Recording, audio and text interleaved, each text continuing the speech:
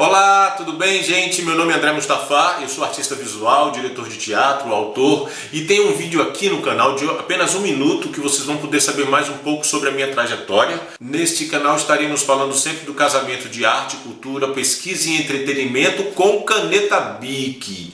Hoje, especificamente hoje, a gente vai abrir uma exceção, a gente não vai falar especificamente de canetas Bic, sim da ancestral da caneta Bic, se é que a gente pode falar na ancestral. A ancestral, o que vem antes da caneta Bic, é o lápis. E a gente vai falar do lápis, que foi o que deu origem a este quadro que a gente vai falar. A gente vai falar um pouco da história dessa pintura, como foi feita, desenvolvida, né? E como são as minhas relações com essa grande sacerdotisa do Brasil, da Bahia, Mãe Estela de Oxóssi, Odé Caiodê.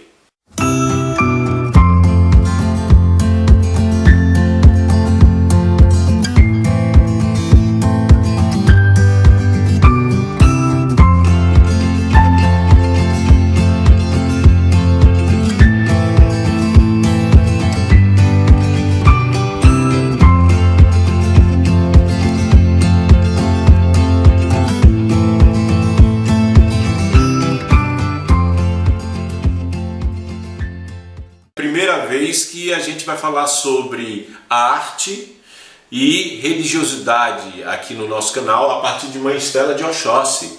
No decorrer deste vídeo eu vou contar algumas passagens interessantes que eu vivi em Salvador, no Ilê Axé Pó-Funjá, e aprendendo muitas coisas com Mãe Estela e com toda a comunidade do terreiro.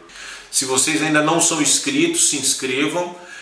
Se vocês gostam deste vídeo, já deixem o seu like. Se vocês acham que este vídeo também ajuda algum outro artista, algum outro pesquisador, alguém interessado sobre o processo que a gente vai mostrar aqui, ou sobre os processos de caneta, divulguem nosso canal. Caso vocês queiram saber mais sobre a minha pesquisa com a cultura afro-brasileira e as canetas Bic, vocês já podem se inscrever no canal. Aqui a gente vai falar muito sobre a caneta Bic, as técnicas que eu utilizo para fazer os meus desenhos.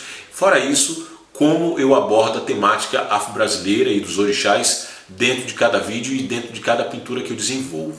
Mas se este vídeo aqui chegar a 1000 inscritos no canal até o final deste ano de 2021, vou fazer o desenho de Mãe Estela, todo pintado em caneta Bic no tamanho A2, tá? E após chegar aos 1000 inscritos eu me comprometo a fazer um sorteio deste quadro.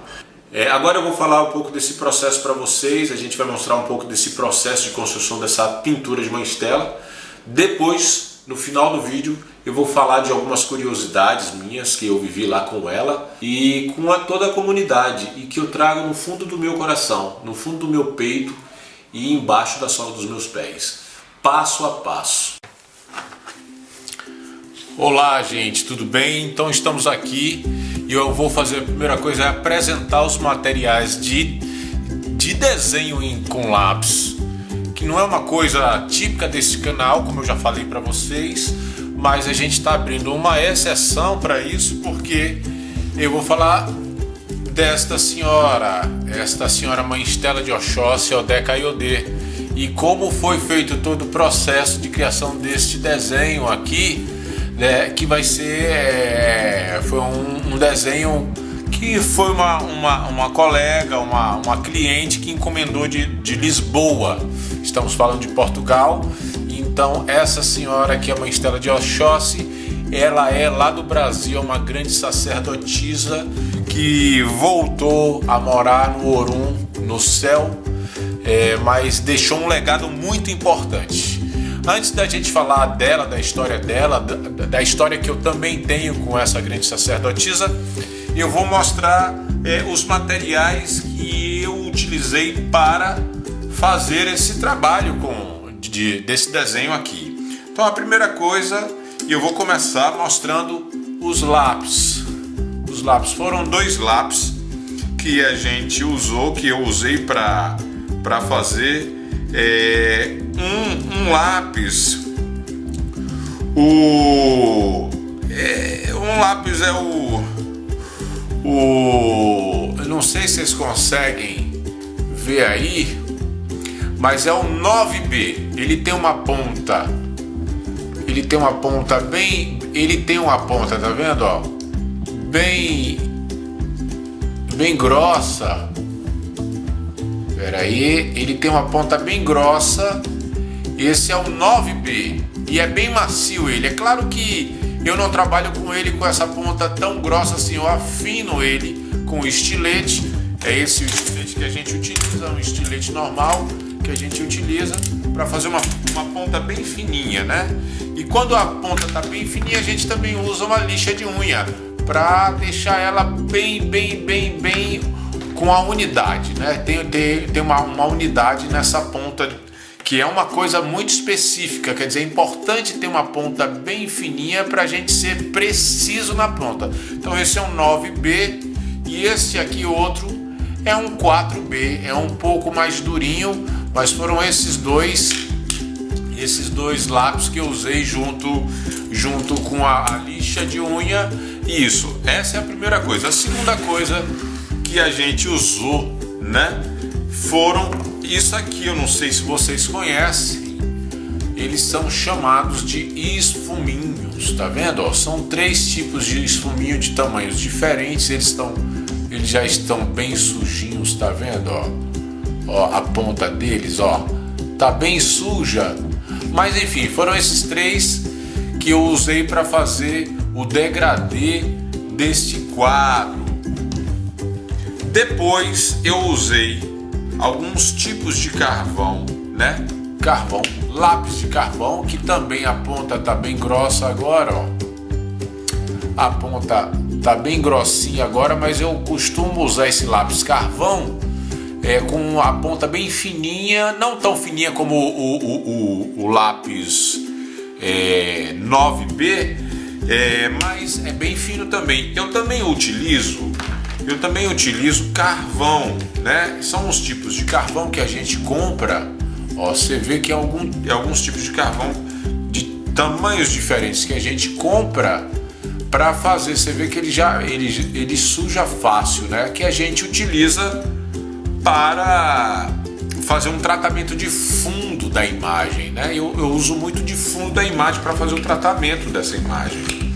Então são os carvões, né, que a gente utiliza. São essa segunda coisa que a gente utiliza muito com um pincelzinho, ó.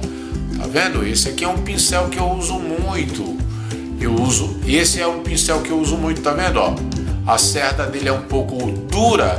Tem gente que até corta para ele ficar só uma cerdinha, só para ir passando bem leve na mão.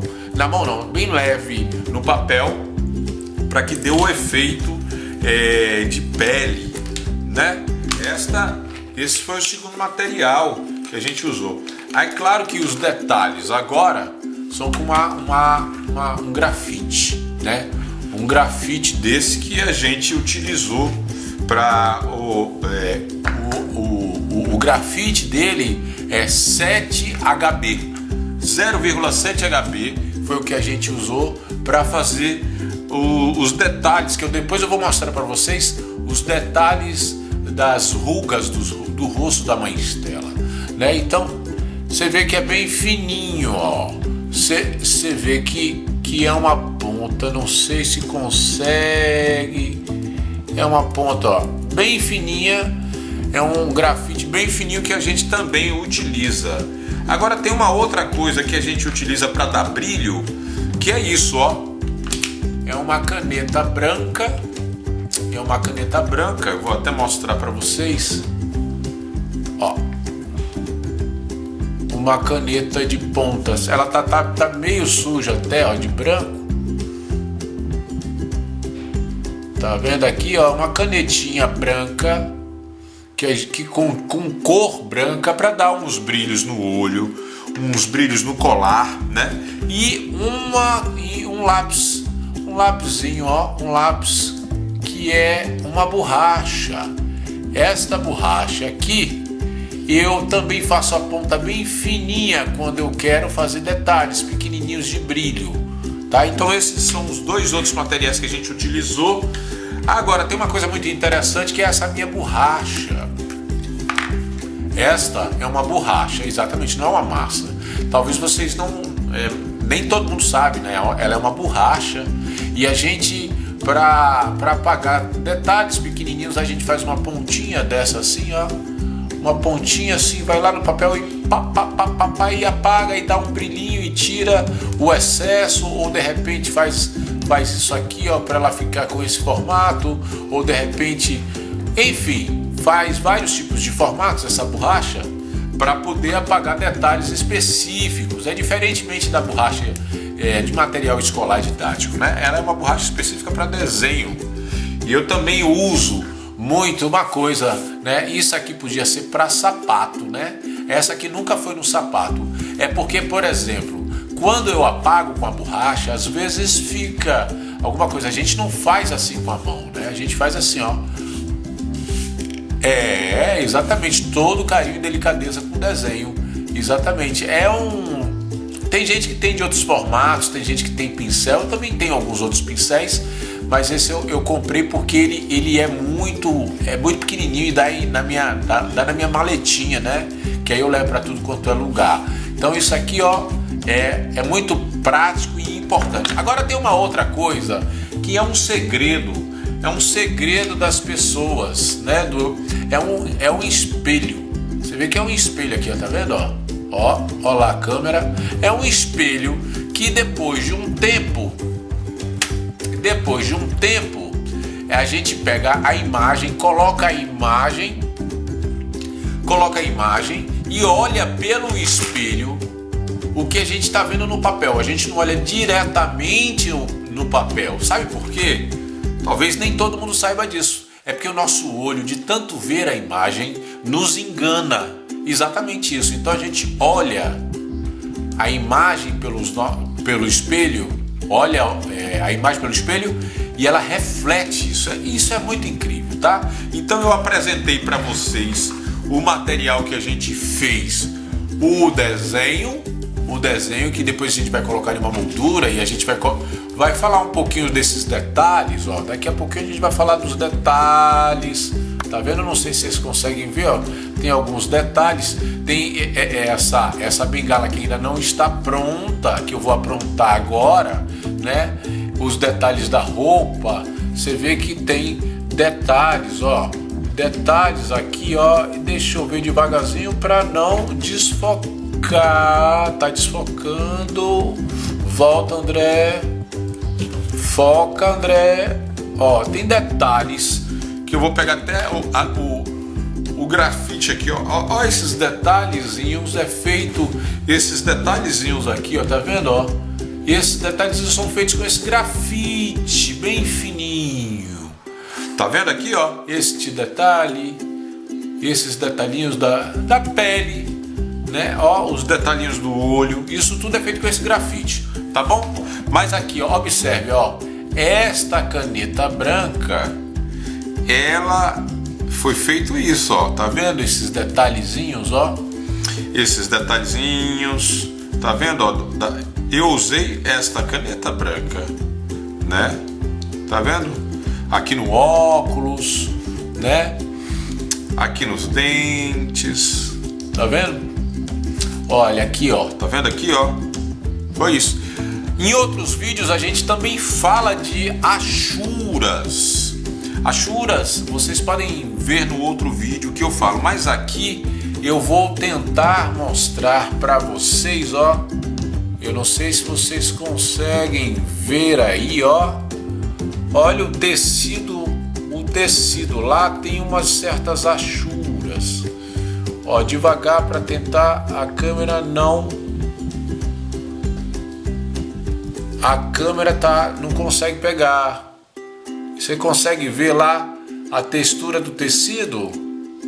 Ó, o tecido tem uma achurazinha.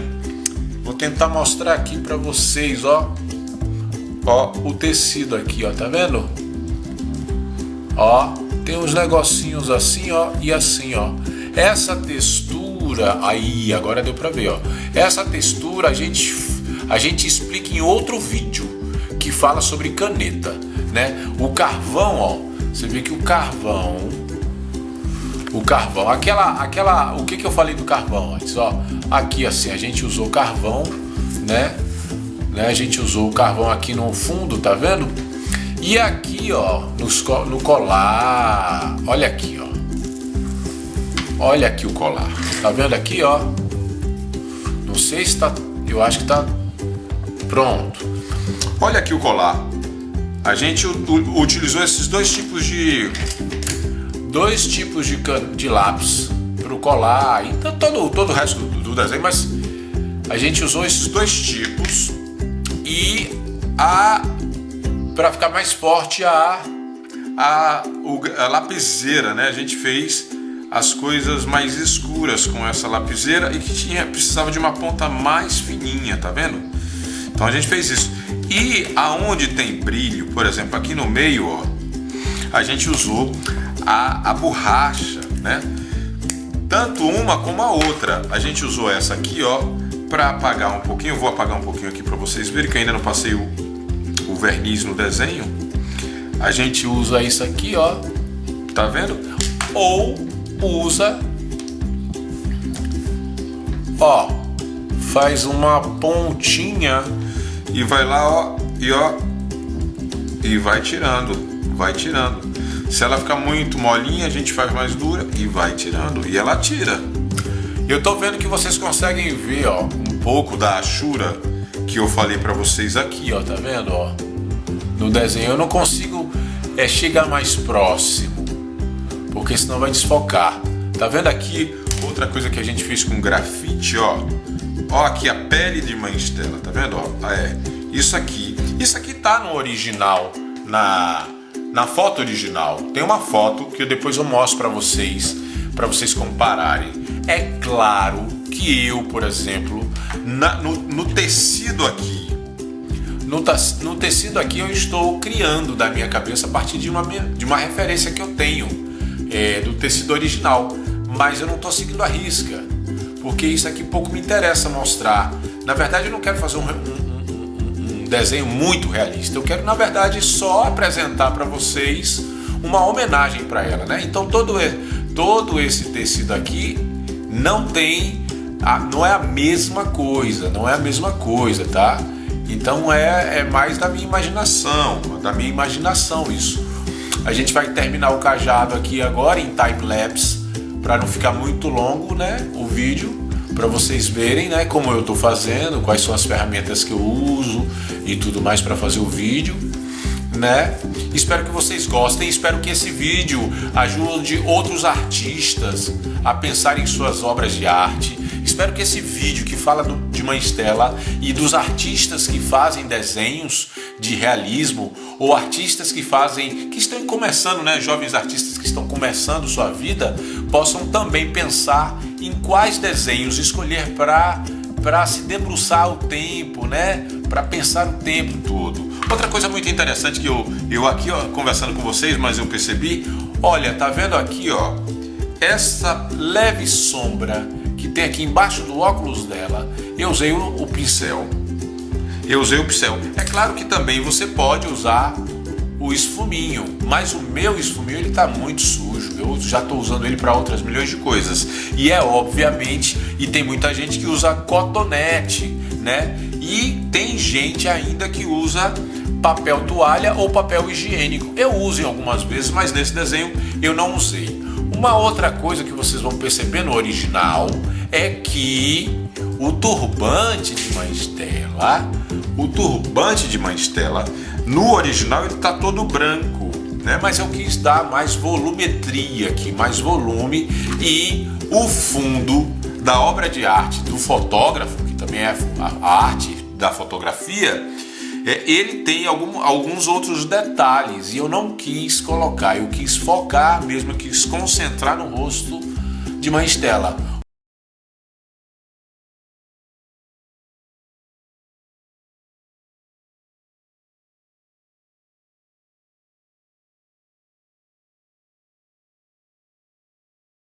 Uma outra coisa que eu criei, e aí a fotografia também me ajuda a pensar isso, é que, ó, Eu acho que desfoquei demais, eu cheguei perto demais. Ó, eu não sei se vocês conseguem observar, é que ao redor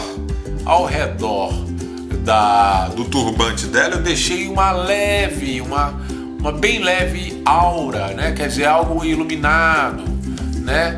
Vocês veem aqui, ó, é muito singelo, é muito levezinho. Eu vou aumentar, ampliar aqui para vocês perceberem, ó. É muito leve, é só para dar um certo toque, ok? Espero que vocês tenham gostado. Se vocês gostarem, compartilhe este vídeo com quem está interessado em saber sobre desenho e sobre cultura afro-brasileira.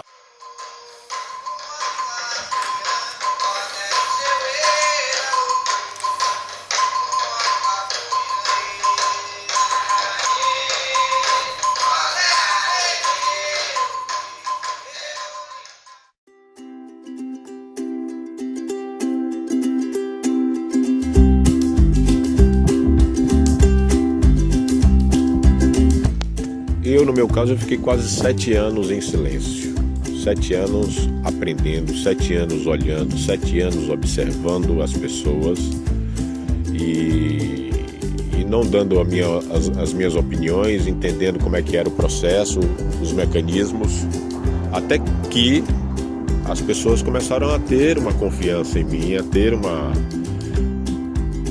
a poder entender que esse rapaz que estava lá estava com fé, né? Com fé ali, em silêncio. E aí começaram a demandar coisas para mim. Eu nunca fui muito curioso com relação a essas coisas dos segredos de lá. Eu ia para lá porque eu gostava das pessoas e gosto das pessoas de lá, gostava de estar em reunião. O sagrado sempre me puxava. Ter aquele momento dentro do Ilhéus Chapofunjá e ter aquela coisa sagrada era muito importante para mim. Era um momento meu, junto com aquela comunidade, de estar juntos e estar em silêncio. E o silêncio era muito marcante, era muito provocante. E o exercício do silêncio fez a gente abrir a percepção de que a nossa dor não era maior do que a dor do outro. O silêncio fez com que a gente olhasse para o outro com mais respeito, a dor do outro. O silêncio fez com que a gente entendesse o valor de cada gesto. Com o silêncio a gente conseguia ouvir mais, né? A perceber mais. Aí a nossa percepção ficava mais aguçada, né? A gente ficava mais em silêncio, a gente aguçava mais as nossas percepções. E essas percepções eram importantíssimas que a gente aguçasse para que a gente pudesse entender a força da natureza, o que a natureza queria nos dizer com a singeleza, com o silêncio, com outras formas de leitura. Então o silêncio fez com que a gente começasse a ler a natureza de uma outra forma, dar uma qualidade maior a esse olhar e essa percepção para o orixá, que é a força da natureza. E quem conseguia fazer isso, essa percepção, aguçar a percepção, conseguia entender o outro pelo olhar. Mas Estela sempre se preocupou, sempre foi muito aberta em ter gente que falasse, que pensasse coisas, ideias, proposições e projetos. Ela não dava muita trela pra gente que tinha muita fofoca, que gostava de briga. Não, ela tinha muitos projetos engatilhados, ela publicou muita coisa. Ao passar do tempo era que todo mundo descobriu que eu sabia desenhar.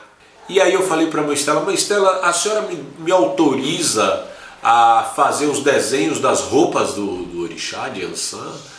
Se Ansan tiver interesse, se ela autorizar, é claro que sim. Começar a pintar os tecidos para que esses tecidos pintados fossem virar roupa dos orixás, uma coisa que todo mundo começou a me conhecer lá dentro, aquele rapaz que pintava, que desenhava, que fazia textura para as roupas dos orixás.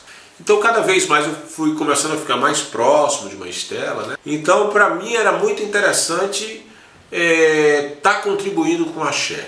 A gente sempre fazia uma camisa, sempre fazia alguma coisa para dar de recordação para os mais chegados, os filhos que trabalharam naquela época, né? E eu me lembro uma vez que era muito interessante que a gente inventou uma camisa, fazer uma camisa que era uma bigorna, né? E ao lado da bigorna um pendrive injetado na bigorna, né? A mãe Estela deu muita risada daquela história e tudo mais. E ela falou, tudo bem, essa bigorna, eu gostei dessa bigorna com esse pendrive, só que a bigorna tá preta. Coloca outra cor na bigorna, coloca um marrom, um castanho escuro, alguma coisa e tira o preto. Os projetos foram se desenvolvendo, ela sempre participava, sempre estava muito ativa lá. E ela era sempre assim, sempre quando eu falava que ia fazer um desenho de um tecido para fazer uma roupa de orixá, ou sempre quando eu falava que ia fazer um adê, uma coroa, para um paramento, ou sempre quando eu falava que ia fazer uma ferramenta de um orixá, um eruquerê, um eruexim, uma espada, ou um capacete para alguma coisa assim, ela falava, André, faça sim, mas faça muito simples, nada muito cheio de pompa.